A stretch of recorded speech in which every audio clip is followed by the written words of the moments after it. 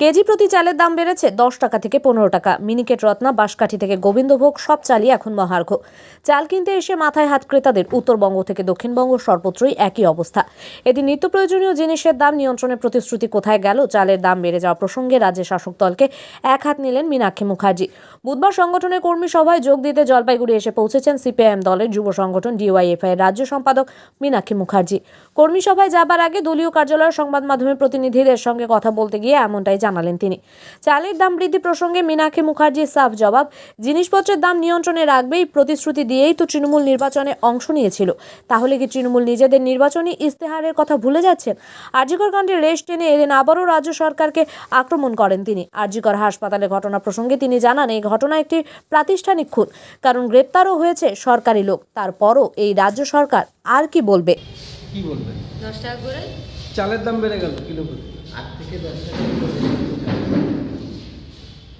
জিনিসপত্রের দাম কমানো তো নির্বাচনী প্রতিশ্রুতির একটি অন্যতম প্রতিশ্রুতি ছিল। তাহলে সরকার কি নিজের নির্বাচনী প্রতিশ্রুতি ভুলে যাচ্ছেন? তাহলে প্রতি বছর যা বাজেট পেশ হচ্ছে, সেই বাজেটে সাধারণের মধ্যে তার খাবার, তার পুষ্টির জিনিসগুলোকে পৌঁছে দেবার জন্য সেই বাজেটের টাকাগুলো কোথায় যাচ্ছে? তাহলে তো আমরা বাজেট যখন পেশ হচ্ছে তারপরে যা আমরা কথা বলছি যে মানুষের খাবারের জন্য, পুষ্টির জন্য যে পরিমাণ টাকা বরাদ্দ করা দরকার এবং যে পরিমাণে পরিবেশের যা পলিউশন আছে এবং কৃষকরা তারা চাষ করতে পারছেন না, বা যেটা চাষ করছেন সেটা সরকারের হস্তক্ষেপে সাধারণ মানুষের কাছে পৌঁছে যাওয়া, সেটা গোটাটাতে একটা বিরাট গলদ রয়েছে।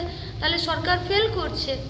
সরকার যদি মানুষকে স্বাভাবিক পুষ্টি না দিতে পারে তাহলে সেখানে ফেল করছে। আর এটা তো পরিষ্কার যে গোটা দুনিয়ার মধ্যে যে দেশগুলোর মধ্যে ক্ষুধার সূচক তৈরি হচ্ছে সেখানে তো ভারতবর্ষ প্রতিদিন নিচে যাচ্ছে। তা আমাদের রাজ্য তো ভারতবর্ষের বাইরে নয়, সেই পলিসিতেই চলছে।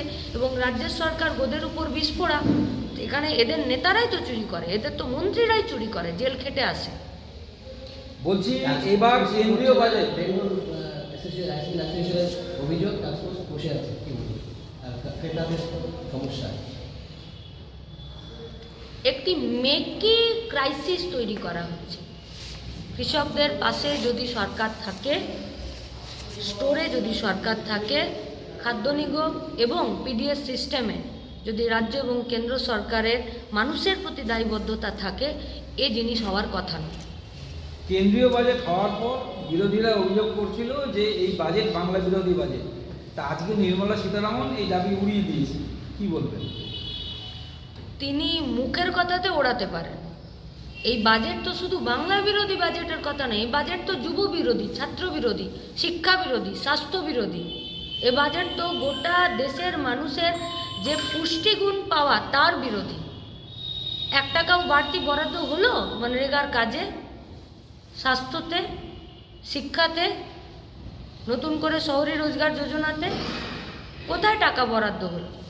এমএসএমইকে কোথায় রেখে দেওয়া হলো এই বাজেটে? এই বাজেটে যা করা উচিত ছিল সেটা হলো যে যারা সবথেকে বড় লোক কর্পোরেটে, তারা যা ব্যাংক থেকে লোন নিয়েছিল তাদের কাছ থেকে সেই লোনের টাকা ফেরত নিয়ে তাদের উপরে, তাদের মুনাফা, তাদের সম্পত্তির উপরে কর বসিয়ে গরিব মানুষের, খেটে খাওয়া মেহনতি মানুষের, নিম্ন মধ্যবিত্ত মানুষের হাতে তাদেরকে কিছু নিয়ে দিয়ে দেওয়া। সেটা কি দেশের সরকার করলো? নাকি যে বাজেট দেশের সরকার পেশ করে সেই একই পথে রাজ্যের সরকার চলে না? প্রতিবার তো এটাই দেখতে পাওয়া যায়। আসলে যখন কর্পোরেটের অঙ্গুলি হেলনে কেন্দ্রের সরকার এবং রাজ্যের সরকার চলে, তখন গরিব মানুষের নাবিশ্বাস ওঠে। কারখানা, প্রোডাকশন এবং সার্ভিস সেক্টরে নতুন করে 1 পয়সার বিনিয়োগ নেই। ফলে রোজগার না থাকলে যা হবার তাই হচ্ছে। বলছি